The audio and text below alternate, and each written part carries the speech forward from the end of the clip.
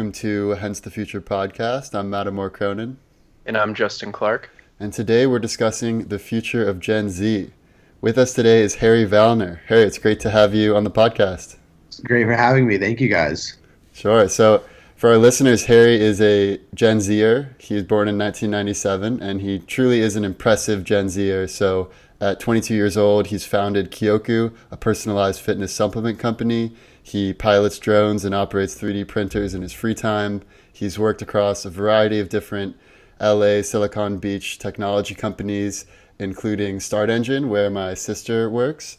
And every day my sister would come home and she would rave about how great Harry was and how much better and more competent he was than all of the Millennials and Gen Xers on her team.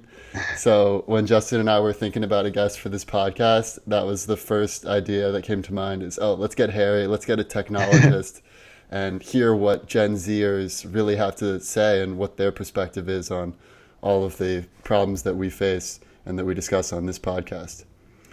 So I think a good way to get started is I'd love to hear your story, Harry, about how your relationship has been with technology throughout your life. Because Justin and I had the very typical millennial technology experience, right? In middle school, that's when we first got phones, and they weren't, the iPhone X. It was a Razor Like phone or a flip Yeah. phone, and then eventually Blackberries, and it really wasn't an important part of our lives until maybe high school. And the whole digital life thing wasn't really that ingrained in our lives. I think the closest thing for us was AIM, like AOL Instant Messenger. And, from that came Twitter and lots of other ideas. But I'd like to hear from your perspective, what sorts of technology did you use at an early age? What technology were you using in middle school, high school, and how has that helped you develop? Definitely. First of all, thank you so much for that great intro. Really Yeah, appreciated it.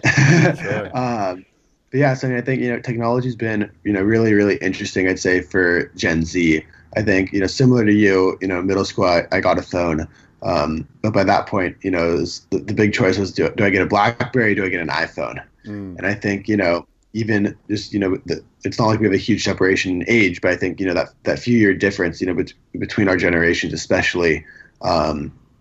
Really, had an incredible amount of technology change. And you look now between, my generation and the next generation, and, every kid who's 4 or 5, my cousins, they all have an iPad now. Yeah. And it's like, what do you mean a 4-year-old has an iPad? I didn't get an iPad till like high school. Yeah, my friend's little sister is like 4 years old, and she will update apps on her mom's iPad, and her mom doesn't even know how to do that. Exactly. And like, I was on a family trip, and there were little kids with us, and the whole dinner, they're like requesting permission from their mom, like through, the family sharing part of like iTunes or whatever, to like buy new apps and to download new apps. And it's like, I think the whole technology, I think, is changing across the board. And I think, going back to how has it, impacted me. And, we had, it was right at the tip or beginning of iMessage, but, we still had our AIMs and, we all had our laptops and, would spend every night, I think, wired to these devices, video chatting with each other or on photo booth or, whatever it was, back in middle school. And I think, more than ever over the years, technology has become more and more of an ingrained part of our lives. I mean, we live on our phones. I was reading something, preparing for this, and it's like the average Gen Zer spends, I think it's like 3.5 hours on their phone a day. Yeah. And it's just their phone. That's not even their laptop. Yeah, it really is like all the time that baby boomers spend watching TV. It's a very similar paradigm with how Gen Zers spend their time. But the difference is so huge because if you think about watching TV, it's a very boilerplate type of content experience where there's not a whole lot of variability. There's not a whole lot of, I guess depending on what political shows you watch, you can choose between 2 different realities. But with the internet, you can choose between an infinite number of realities. And you can take the information on the internet and build a billion-dollar company and save humanity, or you can just waste all of your time and do nothing. So I find it fascinating how people use technology. I mean, what are the apps that you and your friends spend the most time on, would you say? Definitely, I'd say without a doubt, everyone, right now it's Instagram, it's Snapchat, Facebook. I use Twitter a lot. I love staying current with the news, and that's how I get all my news. Yeah. I know for most of my friends, I'd say about half of them have Twitters, half of them don't. Um, and I'd say similar, sports, the news, kind of, staying current, I think is what Twitter is really about. But otherwise, it's all about, Instagram, Snapchat, Facebook even is phasing out. Right. Do you have any friends that are just they're turning away from social media in these apps to kind of live a less connected life? I know I Yeah. see that trend among my friends and maybe the millennial generation, but I'm curious what your thoughts are and what Oh, your friends are doing. without a doubt. I mean, my co-founder of my company, he's deleted his Instagram, he's deleted his Snapchat. He never, he actually, he just kind of updated his Facebook, I'd say in the last 2 months, but that was mainly just like, so he had some sort of presence. And for, I think also, I'd say the biggest thing our generation uses Facebook for is events. So inviting people to parties, inviting people, to meetings or meetups. And, I think it's, Facebook is great for that. And so he updated his Facebook for that. But otherwise, he's, completely deleted all of his social media. And I have more and more friends, I feel like every week it sounds like, there's another person that deleted their Snapchat or deleted their Instagram or, deleted their Facebook. So it's interesting. And how much of that is driven by their concern for their own digital reputation, like we're getting jobs and that kind of stuff, versus just being concerned about their own mental health and how much time they're spending? I would say almost none of it is about jobs. I think Really? our generation, or my generation, I'd say very much, I think is less worried about like, oh, what am I, what's my job going to be? What's this going to be? What do I have to do to make sure my online presence, is, satisfactory? Right. I think that's becoming less and less of, a concern. Because I find that an interesting shift where if you talk about like people running for president now, we're starting to get to the point where there are, there's photo evidence of stupid parties that they went to in their college years. We're just starting to get to that point, and it's going to exponentially grow where you could imagine when we have our first Gen Z president, there's going to be so much documentation of every aspect of their life. And I could see that going in one of two ways. It could go in the direction of, hey, everyone's got skeletons in their closet. This is just what a human life is like. So people will be more accepting of flaws.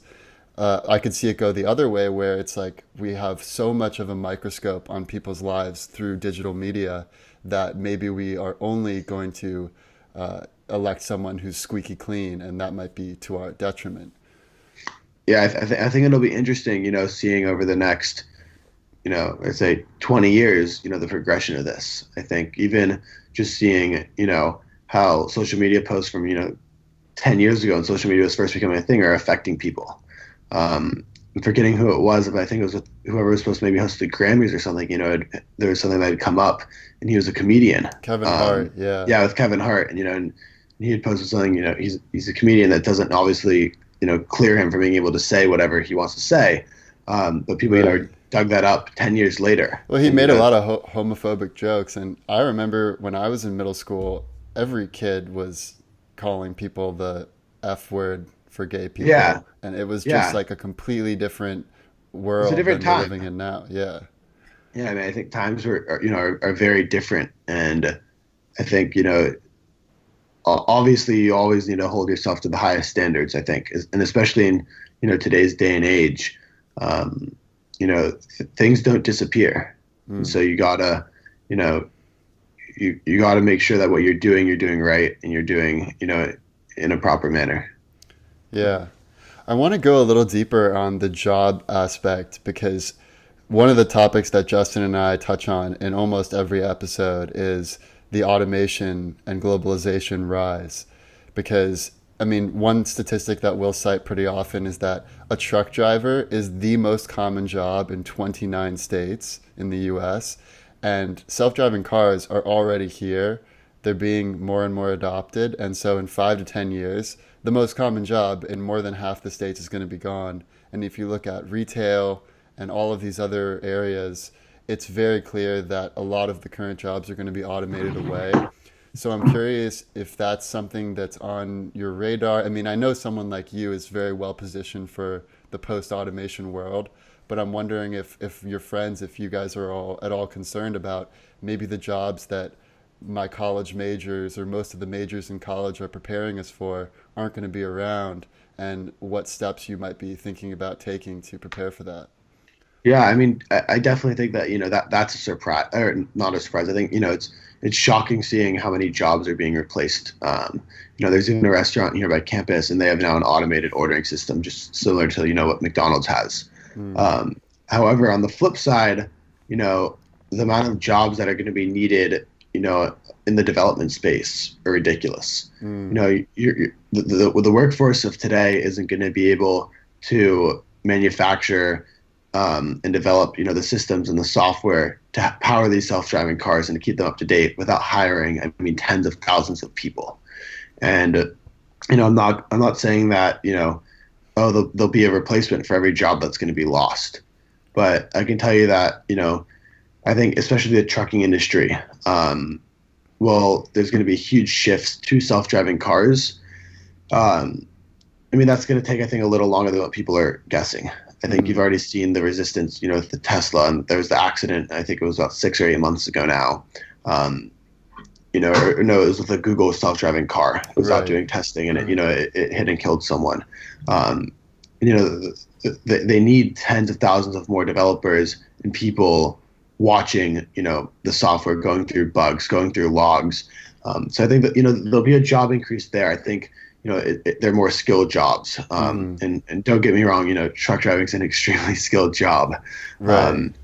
But I think that, it's the jobs are shifting. It's not like, 20 years ago, no one was a mobile app developer or a senior mobile developer, all these jobs that exist now. And I think jobs are going to, continuously be added, and there's always going to be the need for a person driving a truck. Every truck isn't going to all of a sudden one day just be a self-driving truck.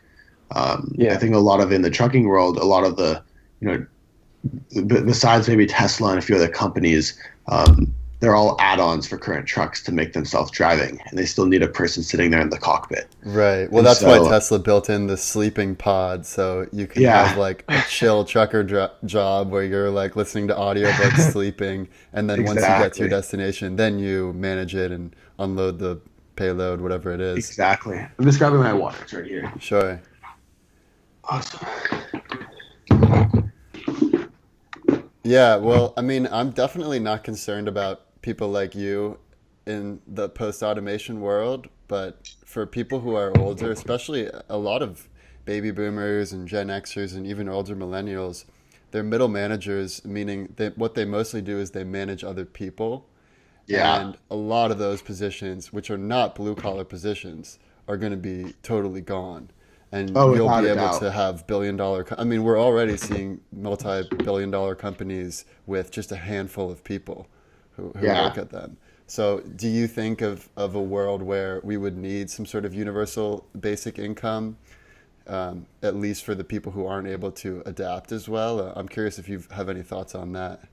Um, you know, I think it's one of those things where time's going to tell. And I think when you bring in, this automation, for example, just as an example, I mean, like I said, tons of other jobs are going to be created.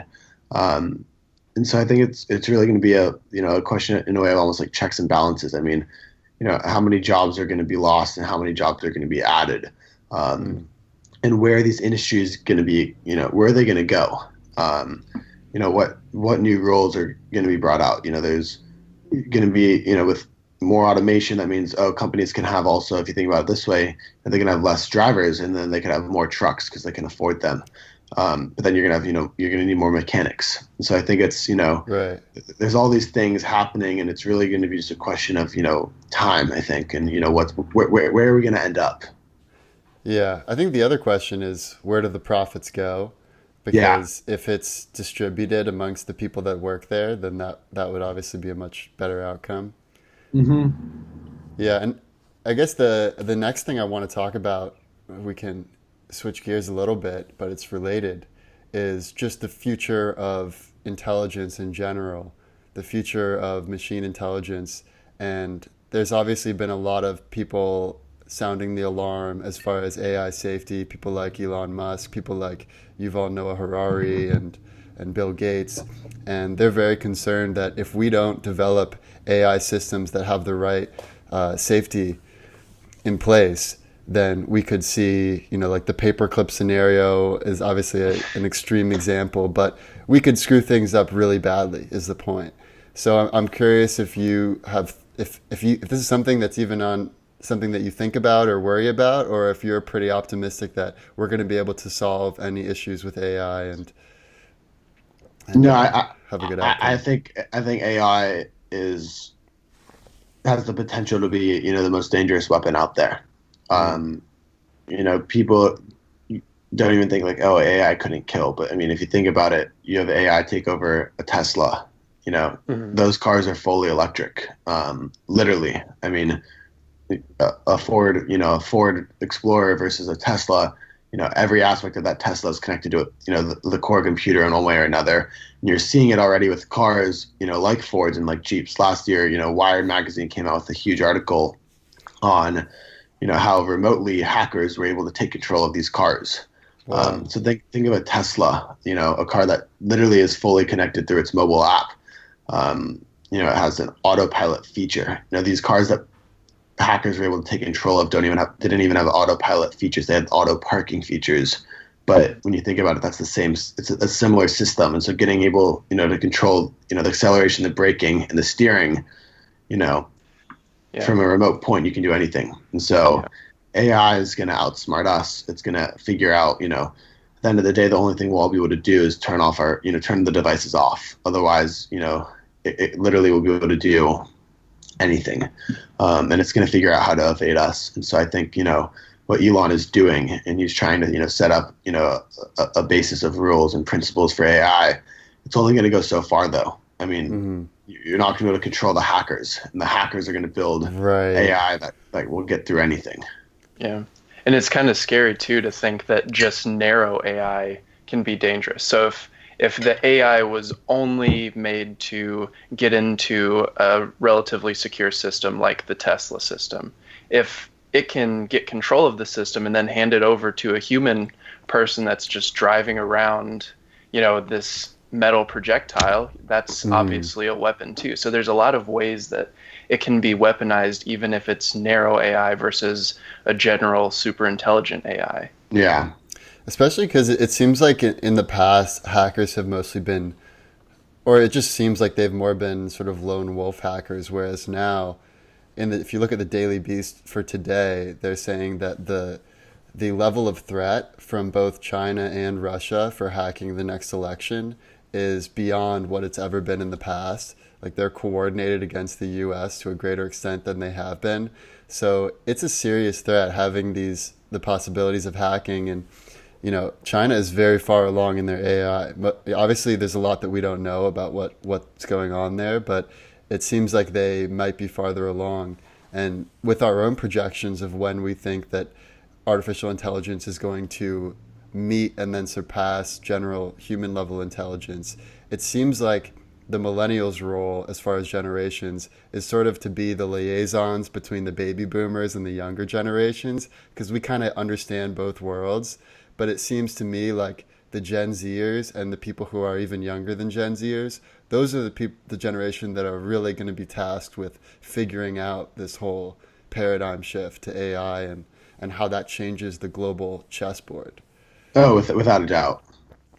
Yeah. Do you want me to elaborate on that? Yeah. Please do. I think what you were saying, it's going to, change the global chessboard moving forward. I guess using chess as the reference, there's going to be, so many moves, and stalemates and then, ultimately checkmates. Yeah. I mean, if you look at what's going on with Huawei right now. Yeah. It's I just saw that there's an indictment, I think, yesterday or something, right? Yeah, they indicted the CFO of Huawei. And for our listeners who might not have been following this, so Huawei is the second biggest smartphone producer in the world. So it goes Samsung, Huawei, Apple. So they're bigger than Apple. Yeah. And our intelligence has shown that because Huawei is essentially owned by the Chinese Communist government, they have been putting in some hardware that allows them to infiltrate any device, this is what we think, on a Huawei phone. And so that's part of the reason why we've indicted the CFO of Huawei. It's not only because they've stolen U.S. intellectual property, it's also because there's the risk of them being able to essentially tap into the data of any device that they have produced. And this is just really the tip of what's of the iceberg. Yeah, I mean, I think, first off, what you're saying is it is the tip of the iceberg. Second off, when was it? It was about a little over 2 years ago. I went to China, and I was able to get a tour of both Huawei and Tencent, both of their headquarters. Oh, wow. For people who don't know, those are, I mean, the two, I'd say probably two of the largest companies in the world and in China. Mm-hmm. I mean, everything in China, for example, is run through Tencent. There's one app, you pay all your doctor bills through it, or you pay every bill through it. You pay for your train through it. You pay, or you get your medical records through it. It has all of your games through it. I mean, literally your entire life is through one app. You look at screen time for people in China, and it's all, almost 100% on one app. All of your messaging, it's, they also own WeChat, which is, one of the, biggest messaging platforms out there. And so real fast, jumping back to AI, a system gets a hold of this app, everyone's data can be exposed, or everyone's data can be deleted. Yeah, I almost think of it as like in the US, your phone is an extension of your mind. Yeah. But in China, it's like your phone is an extension of the state's mind. Yeah. And it like takes in your inputs for this greater mind. Whereas in the US, it's all about, what's on your iPhone stays on your iPhone. Yeah, no, exactly. And I think, the US, I mean, like Apple, for example, they have a very specific policy. I mean, go back to what was the 2010 terrorist case in San Bernardino. Mm-hmm. Actually, I had a professor last year. He was one of the, lead Secret Service agents on that case. Wow. And, he talked to us extensively about, the difficulties that, from the government, though, is, having, and this was in a class, it's pretty genuine, but getting into people's devices now. And you're talking about when it's, a terrorist case, and a company like Apple, to an extent, wouldn't help the government out, to try to see if there was another attack planned, or if there's something else, in the works. Apple has a policy, and they're not going to open those phones. And, it's led to outside minds, participating in that now. Right. I mean, if you think of this as like a technology arms race, the big problem that I see is that if we have the American paradigm of just the phone as an extension of your brain compared to the Chinese paradigm where it's like the state brain, it seems like over time, the state brain is going to become way more intelligent than our individualized smartphone computing systems. So it seems like over time, their AI, just simply because they have access to way more data that they can train their machine learning systems on, that they're going to surpass us unless we sort of rally together all of the US data and put aside some of our privacy concerns. I mean, that's really the only solution I could see. Yeah, no, I mean, exactly. Yeah, what were you going to say, Justin? Yeah. So I was just going to ask what your thoughts were on data sharing, because I know some older generations are like, don't take my data. Some newer generations or younger generations say, sure, take all my data if it's better for the whole. So I'm curious what your thoughts are and what your friends think. And yeah, I mean, I think it's, really interesting, especially you've seen in the last, 6 months, GDPR go into effect, which for those who don't know, it's the privacy, the new privacy rules for the, mm-hmm. data storage and data handling for the European Union. And, rules, similar rules, are already in the works for here in the US. I think, who owns the data? Is it my data, or is it Facebook's data on me? And that's the big question. That's the big debate. And that's, what everyone is kind of debating right now is whose data is it? There's people who would argue, my profile picture, that's my data. I added it there. I put this information there. Whereas, a company like Facebook might look at it as, you uploaded this data to our platform, and now it's ours.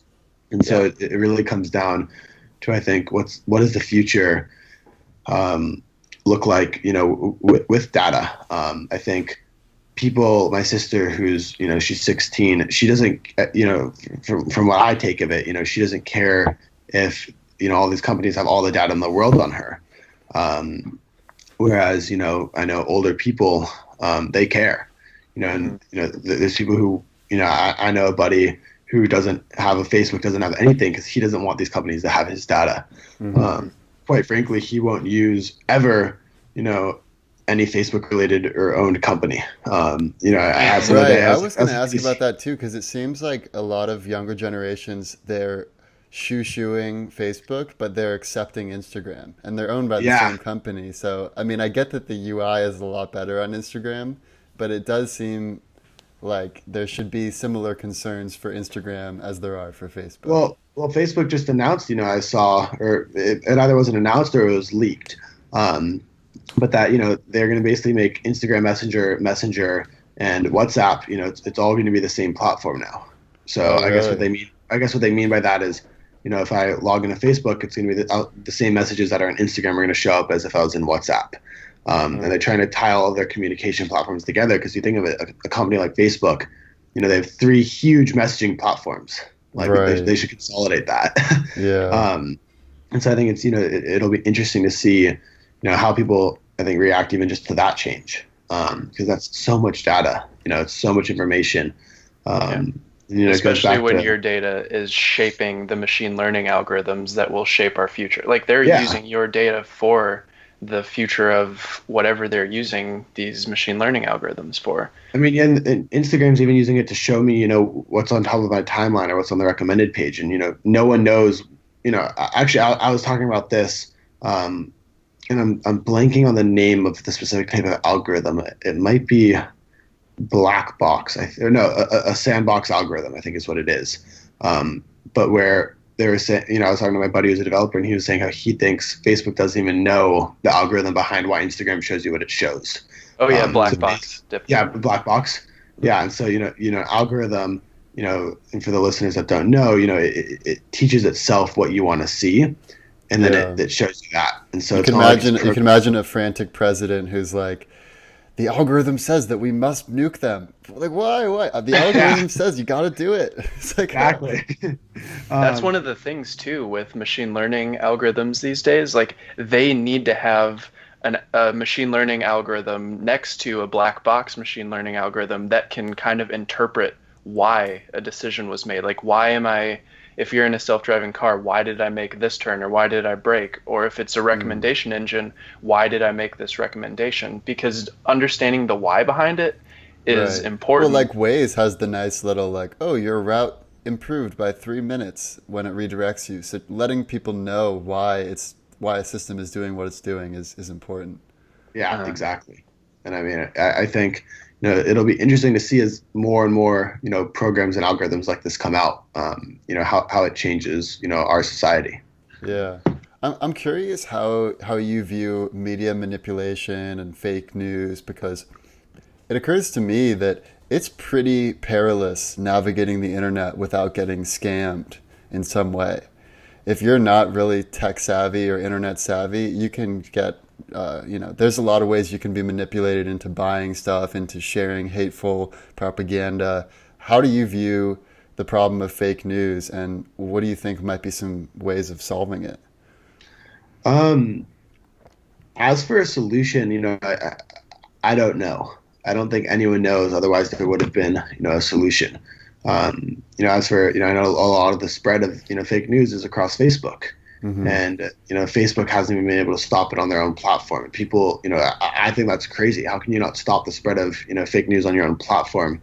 But I think, programs are hard, they're hard to control. I mean, this is a bit off topic, but there was that huge bug yesterday with Apple, where if you FaceTime anyone, you can actually listen and see through their camera before they answer the call. And I mean, I tested it out with my friends. I did it to people without them knowing. Wow.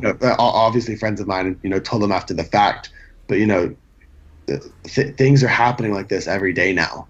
I mean, literally, you don't have to answer my FaceTime and I could hear and watch you. And it's such a simple bug. It's ridiculous. And I mean, obviously, it spread like wildfire last night when the news broke. Everyone was knowing about it because it's so critical that these systems work and that they work right. So I mean, Right. honestly, I just got so off topic from your question, No, but I no, felt no. that was That's relevant. right. But So I don't it even is remember what your super it question is was. super important the way that we optimize our algorithm. So for instance, what I asked about was how we might be able to solve the issue of fake news.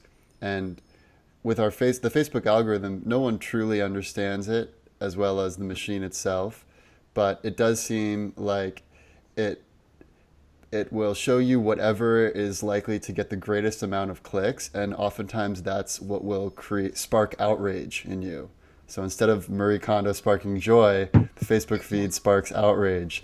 Yeah. And it does seem like we could change the algorithm so that it instead is focused on bringing people more towards the centers than towards the sides. But of course, that would be interpreted as something nefarious from whatever side is being silenced, even if what they're being silenced about is hateful speech. I mean, you have to remember all these companies are out there to make money. And if you think of Twitter, or I mean, now it's actually across every platform, I think maybe with the exception of Snapchat. But it's all about what's trending, what's going to be getting the users onto the program or onto the platform. What's going to get them clicking, that's what turns into cash for these companies. They don't get cash from you uploading a profile picture and having more data to store.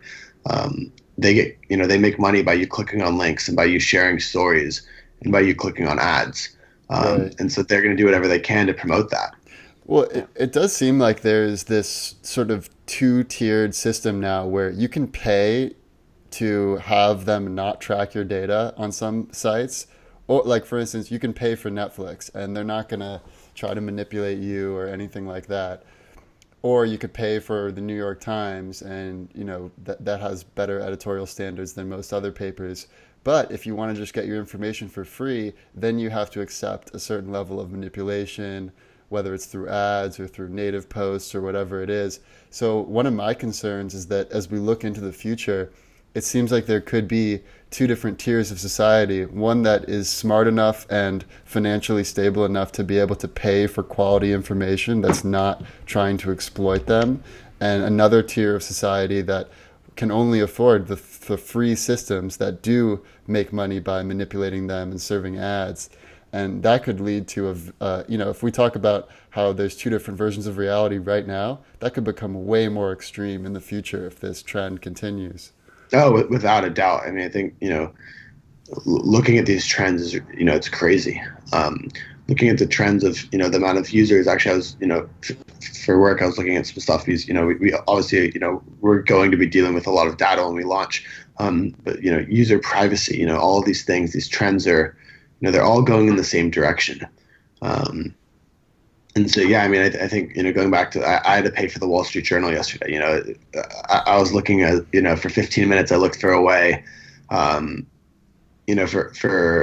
like a way to get through their paywall. And I was looking it up, and everything was saying how, I was reading these articles then about how Wall Street Journal built the first platform that, there's no one has been able to get away, through their paywall wall. Yeah, since because they New fixed York it. Times, if you hit your 10 article limit on your phone, you can just go on your computer and Exactly. And so, I was reading all these things like, there's a Facebook, I think it's like facebook.com/ backslash like .php question mark or something, which is like the referral link that Facebook uses, which the Wall Street Journal used to read as, that means you found this article through an ad on Facebook.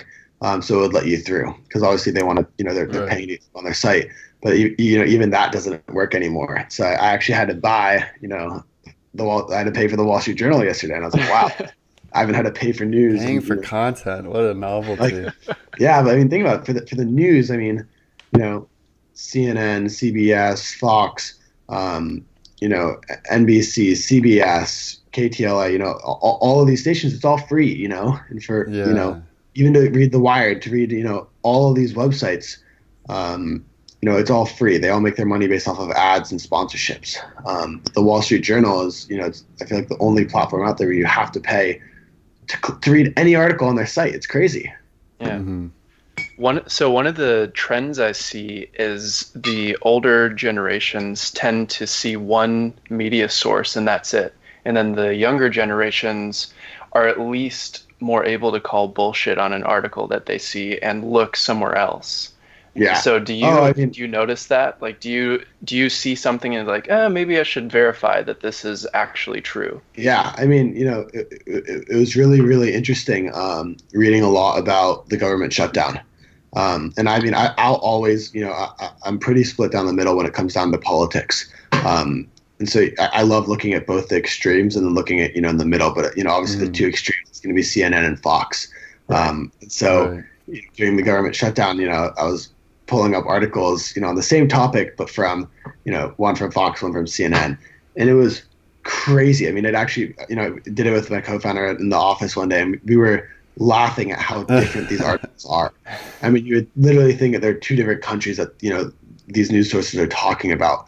And it's like, what's real? Where's the middle? Right, right. And, it was crazy because, there's sometimes I'll check out Fox and, I'll I think that they're doing better reporting. But, in this case, it was like, I mean, the article is just so far from the truth. I think it was about maybe one of the indictments or something during the government shutdown, and it was like stuff that you've never even like heard of. You're like, what is this article saying? And then like, you look at CNN and in this case, they were showing both sides of it, but also it was like so far one way, and it's like you can't even get real news. Yeah. Do you notice that trend with other Gen Zers, like your friends, like they'll look at multiple sources rather than just like seeing something and that's it? Without a doubt. I mean, I think my parents' generation, they're so much they'll look at one thing. My parents like they watch 60 Minutes every week, and they'll watch Meet the Press every Sunday morning, and they'll watch the nightly news every night, and that's all. Whereas with our generation, people look at everything. Yeah. I think even things that like Apple News have made that so simple. Yeah.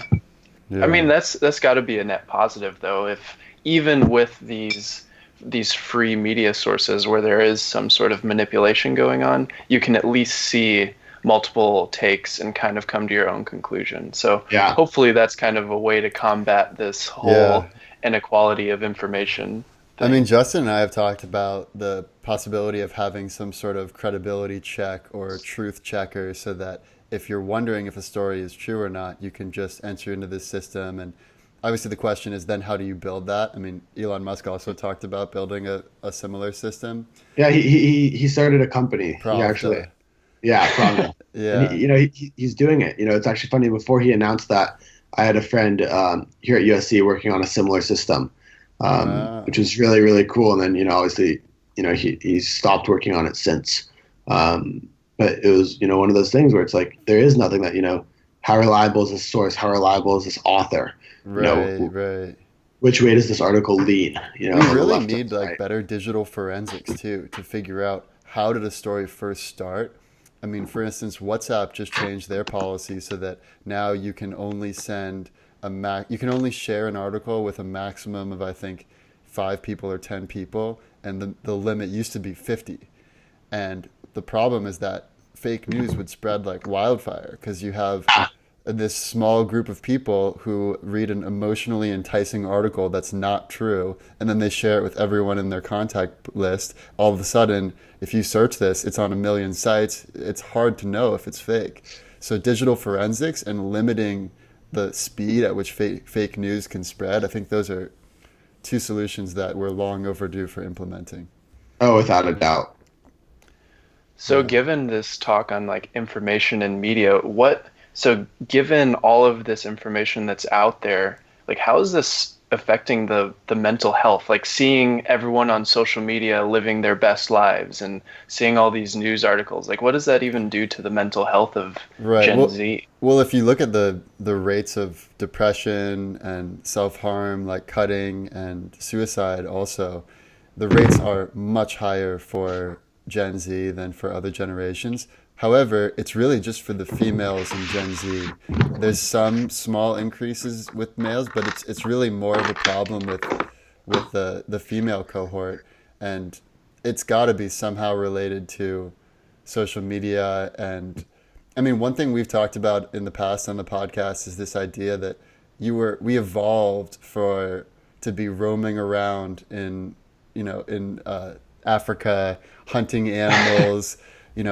Rallying together with our friends when we have a victory and taking care of each other when we have a loss and doing all of these very visceral tribal experiences, and now it's like we're living a parody of a parody of a parody. It's like rather than actually going out with your tribesmen and hunting down buffalo, you're getting on to World of Warcraft and playing with your clan while your mom brings you extra bag of Cheetos, Yeah. and with like romance and relationships and with all the stuff that how girls interact socially, it seems like that also has become a parody of what it used to be. So rather than like all sitting around collecting berries and basket weaving while you talk about the next generation of kids and the elders and whatever, instead of that, it's all happening on a social media, on a screen where it's removed, where maybe people can be a little bit meaner than they would be in Oh, person people are because so mean. It's crazy. yeah, I mean, what are you seeing? Are you seeing this as a problem with the girls that you know and in your grade and younger? Yeah, I mean, without a doubt. And I mean, I think seeing, what people are posting younger and younger. And I mean, not only what they're posting, with what they're doing. These younger generations juuling and smoking and drinking. Mm, In middle school, you're like, yeah. what? Like, I didn't even know a Juul existed till last year. Yeah. Well, it does seem so certain things are down. So, for instance, Yeah, drunk driving is down, but teenage sex is down, dropping out of school is down. So, a lot of the traditional, like if you were to watch like a 1960s or 70s movies about like bad teenagers, none of that behavior is happening to the same degree as it used I mean, to. I think it's very different though. Also, I mean, you have to look at the technological advances. So now there's Uber. Kids. Mm, I have friends that don't even have a driver's license still, and they're 22, because they're like, I don't need a car. I mean, I can just Uber around. right. So that there's that. On the teen pregnancy. I think look at there's like 20 different versions of like birth control now. Hmm. You can get it without even your parents knowing. I think that's huge. I think what was the last thing that you had mentioned? Well, like drunk driving. Oh, so we were drunk driving, teen pregnancy. Oh, dropping out of school was the Yeah, last one. and I think with dropping out of school, I mean, schools become, you know, I think high school's a little different. It hasn't fully, it's not at the same point as like college. But I mean, there's so much online school, and there's so much tutoring, and there's so much ease of access to information. So I think it's a changing time. Hmm.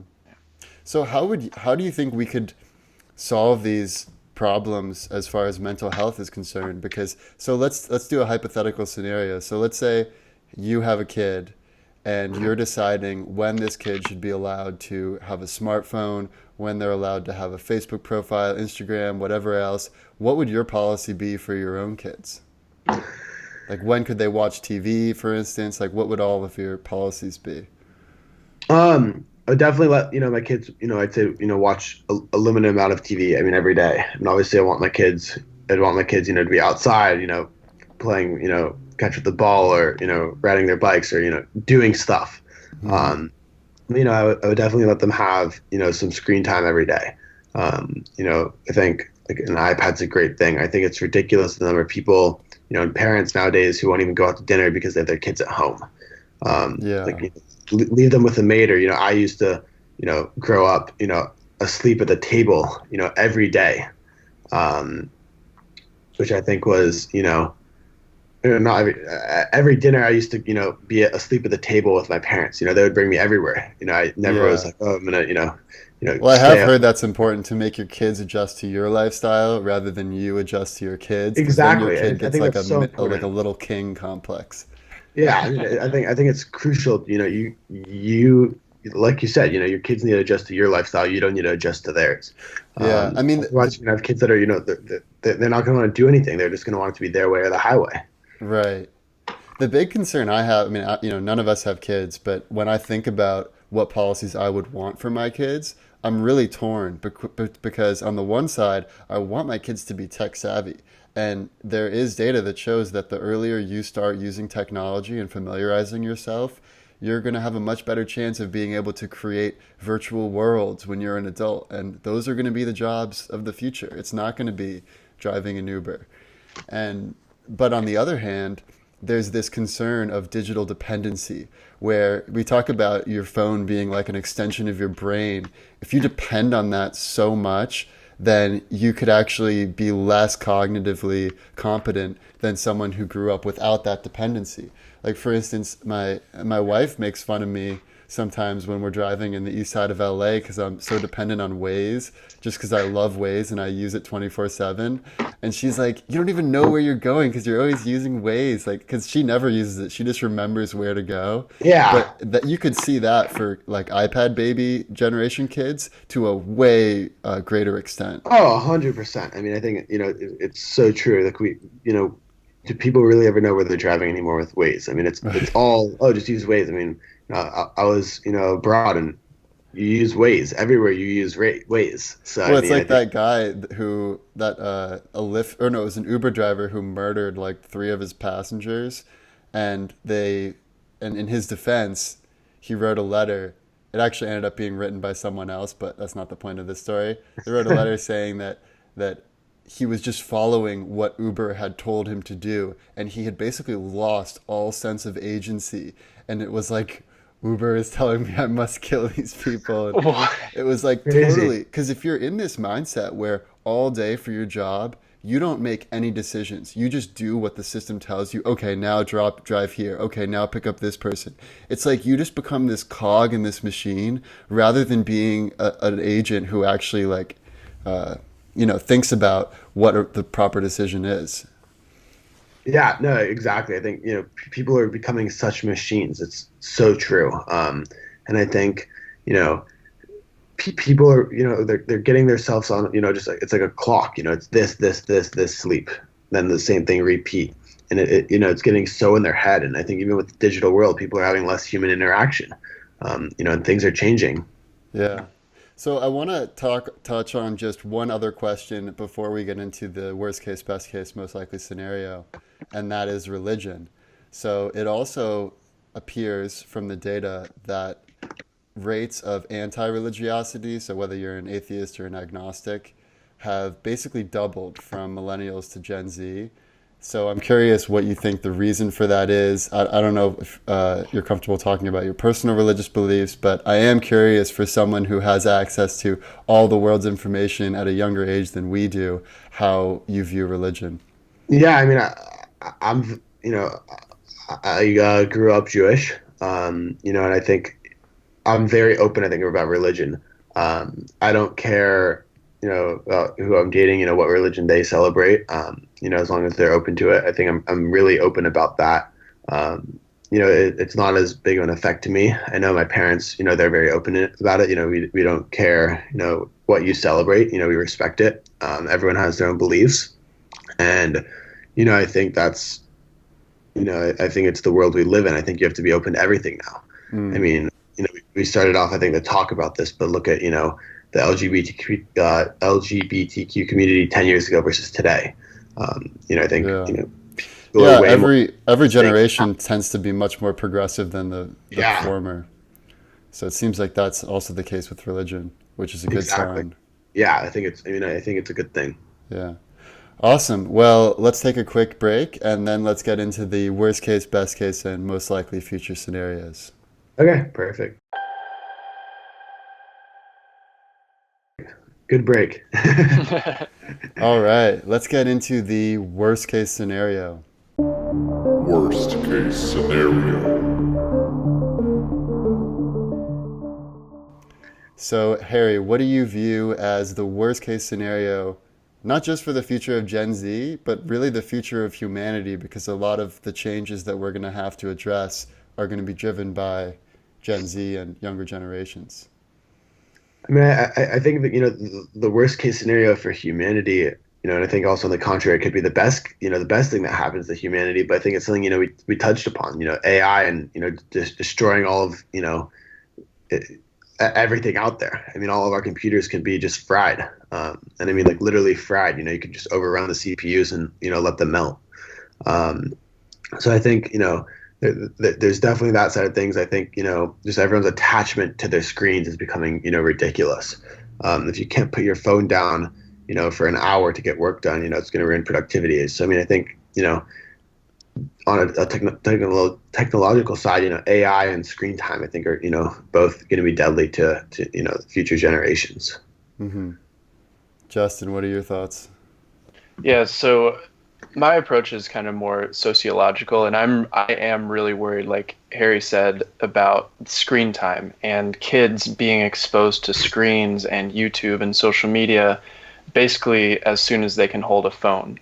Because I see a bunch of parents that are just giving their kids YouTube to make sure that they're, I mean, kids are very docile when they're just watching YouTube, but then kid YouTube can be a really messed up place too, because they'll be watching these unboxing videos and then the algorithm puts on some really like messed up, like Mickey Mouse murder type of video for the kid to see in the same queue as just some happy video. It's really weird how the algorithm works, and that's one of those black boxy algorithms that we don't really know why it gets there. It just gets there because of some basic objective to maximize screen time. So I'm really worried about that, and also what that means for when kids are developing into adolescents and teenagers and into adults.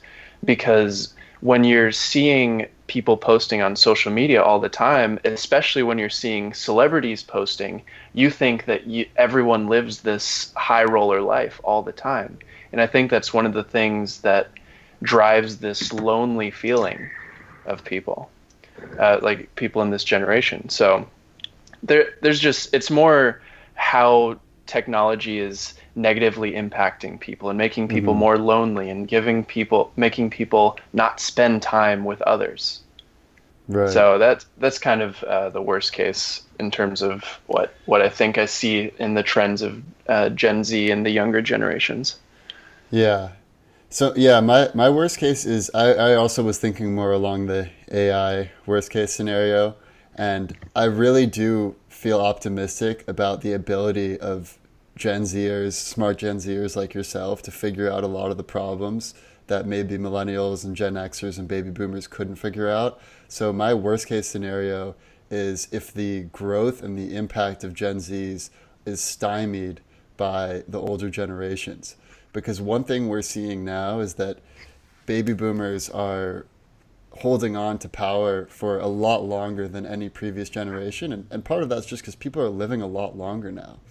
But death and renewal is a really important part of life, because you have a completely different view of the world when everything seems fresh and exciting, and you view things, you don't have the curse of knowledge, you view things in a novel way, especially if you grow up with the technology. It's more second nature. So I think our ability to address these really difficult challenges are going to be better addressed by people who are younger in Gen Zers. So my worst case is that we're not able to capitalize on the knowledge and expertise of these younger generations because the power is still being greedily held by some of the older generations.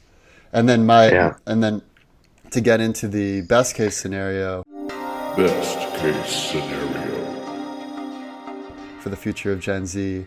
So my best case scenario is the flip side, which is that Gen Zers, especially through entrepreneurship and self-learning and taking advantage of all the information out there, that they are able to really make a big impact. And I think sort of what we saw with the whole gun control issue with all of the Parkland shooting kids, how were really able to change the discussion and move things forward. I mean, we'll see how much that we are actually able to move forward, but my best case scenario is that there's sort of a bottom-up groundswell that happens not only around gun violence, but around AI safety and mental health and privacy, security, politics. All of these issues will be exposed for what they truly are and will achieve much greater progress by doing so.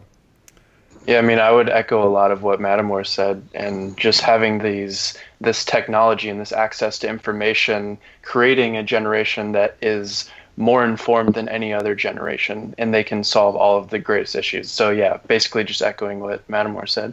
What do you think, Harry? I mean, I think what you brought up is, a really, really good point. I think, looking at, mental health, the gun violence that has happened in this country. And, I really agree, I'd say, with a lot of what what you had mentioned there. Yeah, I mean, I think you really made a really, really, really great points on that. And I think just moving forward, Gen Z, as a group, is going to have to, or as a generation, is really going to have to, do a lot and change a lot. I mean, we haven't even talked at all about climate change. But I think, I saw something like if, and I was talking, to one of, our advisors for our company, and if, we don't change, I think it's, if we don't have some sort of major change in the next 48 months, I think the damage to the, to Earth is irreversible or something, from the latest report that was just released. And so I really think, across the board, Gen Z in a way could be a make or break, generation, for Earth. Yeah, for sure. That's unfortunately, I completely agree. Yeah, and unfortunately, you're cleaning up the mess of all the previous generations. Exactly. Yeah. So. Okay, well, let's get into the most likely scenario. Most likely scenario.